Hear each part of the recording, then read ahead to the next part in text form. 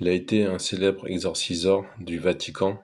Il en a exercé plus de 70 000 apparemment durant sa vie. Il a écrit des livres en mémoire de son expérience auprès du Vatican et dans son exercice de père exorciseur. Voilà. Je vais vous lire deux extraits rapidement et vous allez voir, vous allez pouvoir me dire ce que vous en pensez parce que moi j'ai vu un film justement qui retrace sa vie. C'est l'acteur qui a joué dans Gladiator, entre autres, qui a fait le père Amort Gabriel dans le film en question. Et donc voilà, le père Amort est l'exorciste du démon silencieux. Le père Gabriel Amort, 1925-1916, fut le plus célèbre exorciste de Rome et l'un des plus connus au monde. Ordonné prêtre en 1954, il devint exorciste officiel du diocèse de Rome en 1985, succédant au père Candido Amantini.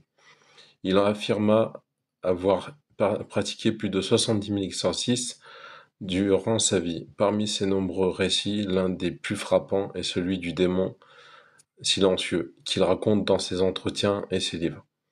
Le contexte. Un jour, une mère italienne désespérée amena sa fille adolescente au père à morte. La jeune fille souffrait de crises de violence incontrôlables, de convulsions et refusait de manger ou de dormir normalement. Les médecins disaient qu'elle souffrait de troubles psychiatriques, mais rien n'y faisait. L'exorciste, le père Amorth, commença la prière d'exorcisme. Habituellement, un possédé réagit, il hurle, insulte, blasphème ou parle dans une voix étrange. Mais cette fois, la jeune fille restait totalement silencieuse, immobile, comme endormie.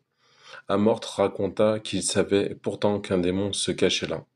Il récita les prières de libération avec persévérance.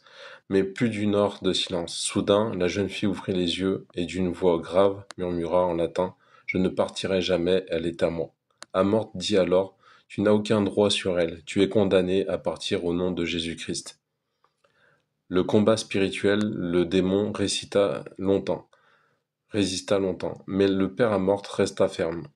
Armé de son crucifix et d'un chapelet, et à force de prières, d'invocations de la Vierge Marie et de Saint Michel Archange, le démon finit par hurler et la jeune fille s'effondra libérément. Elle se réveilla en larmes, disant qu'elle ne souvenait de rien, mais qu'elle ressentait une paix et une légèreté qu'elle n'avait jamais connue. Le message du père Amorth, pour lui, cette histoire montrait que le démon agit souvent en secret. Sans grand signe spectaculaire, sa mission, disait-il, était de rappeler que la prière, la confession et la foi sont les larmes les plus puissantes pour se protéger du mal.